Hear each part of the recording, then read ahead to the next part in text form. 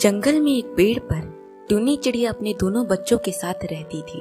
अचानक गर्मी अधिक पड़ने के कारण वो जंगल सूख गया और टूनी चिड़िया को वो जंगल छोड़कर अपने दोनों बच्चों के साथ दूसरे जंगल में जाना पड़ता है और अपना एक नया घोंसला बनाने के लिए वो खूब मेहनत करती है और कुछ समय में वो अपना एक नया घोंसला बना लेती है। तभी दूर अपने घोंसले पर बैठी रिमझिम चिड़िया ये सब देख रही थी। वो टूनी चिड़िया के पास गई और बोली, बहन तुम इस जंगल में नई हो क्या? हाँ बहन, मैं इस जंगल में नई हूँ। पहले मैं जिस जंगल में रहती थी वो जंगल गर्मी अधिक पड़ने के कारण सूख गया और इसलिए मुझे इस जंगल में आना पड़ा। क्या तुम मेरी दोस्त बनोगी? हाँ बहन, क्यों नहीं, मैं इस जंगल में किसी को नहीं जानती। बहन तुम यहाँ पर नई हो, तुम्हें नहीं पता इस जंगल में एक चील रहती है।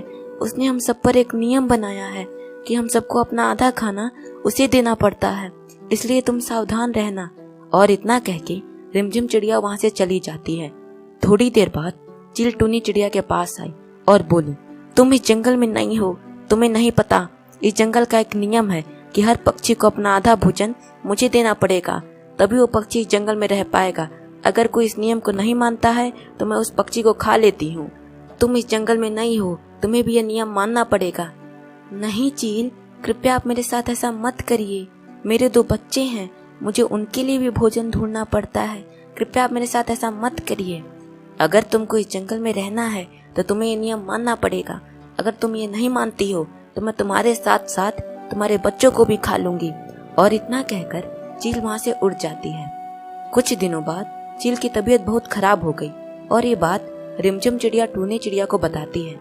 बहन, चील की तबीयत बहुत खराब हो गई है। ये उसके बुरे कर्म का नतीजा है जो उसने हमारे साथ हमारा आधा खाना लेकर किया है। फिर भी हमें उनकी मदद करनी चाहिए। ये तुम क्या बोल रही हो बहन? उसने हमारे साथ कितना गलत किया और हमें उसी की मदद करनी चाहिए। बहन, मुझे मेरी माँ ने हमेशा सिखाया है कि कोई अगर मुसीबत में हो तो हमें उसकी मदद करनी चाहिए। टूनी और रिमझिम चिड़िया डॉक्टर भोलू कबूतर को चील के पास लेकर जाते हैं।